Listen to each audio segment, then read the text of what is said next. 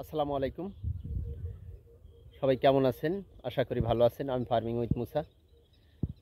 আমার পিছনে দেখতে পাচ্ছেন একটি নতুন বান দিয়েছি। এটাই আমরা এখন সিম লাগাবো। আমাদের অঞ্চলে এই সিমের চাষটা এবছরে পর্যাপ্ত করেছে। তো চলুন বানটা কিভাবে দিয়েছি সেটা দেখি, পরে আমরা কথা বলবো। প্রথমে আমরা বাঁশগুলো কেটেছি এবং বাঁশ যখন কেটেছি তখন কিন্তু ভালো পাকা বাঁশ কেটেছি।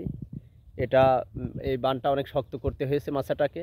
এটার উপরে আপনি যেই সবজিটাই দেবেন সেটাই কিন্তু চলবে। এটা কোনো দুর্বলতা নাই বানের ভিতরে। বান বলি আমরা এটাকে, চাষের অনেক এলাকায় মাছা বলে। যাই হোক, প্রথমে আমরা বাঁশটা কেটেছি। এই যে বাঁশটা পড়ে আছে দেখেন, এটা প্রায় দুই হাতের একটি বাঁশ। এটাকে সাইডে পুঁততে হবে, অনেক শক্ত করতে হয়। এই যে সাইডে সারিবদ্ধভাবে পোতা আছে এটা। এবং যে সুতাটা দেখতে পাচ্ছেন, এই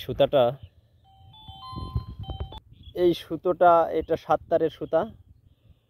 এটা আমাদের এখানে 355 টাকা কেজি নিয়েছে।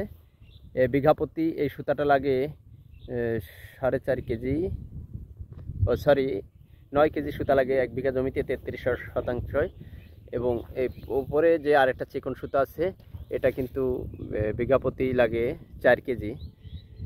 তো যাই হোক, এই বাঁশটা কেটে যখন এই ছোটো বাঁশটা 2 হাত এবং বড় যেটা সেটা কিন্তু 4.5 ফিট। এই বাঁশটা এটাকে 4 হাত পর এই খুঁটিটাকে পুঁততে হয়েছে। এবং এই মাছাটার এমনই সিস্টেম, এটার উপরে আপনি যেই সবজিটা দেবেন সেটা কিন্তু উপরে থাকবে, গাছটা উপরে থাকবে, কিন্তু ফলটা কিন্তু নিচে চলে আসবে।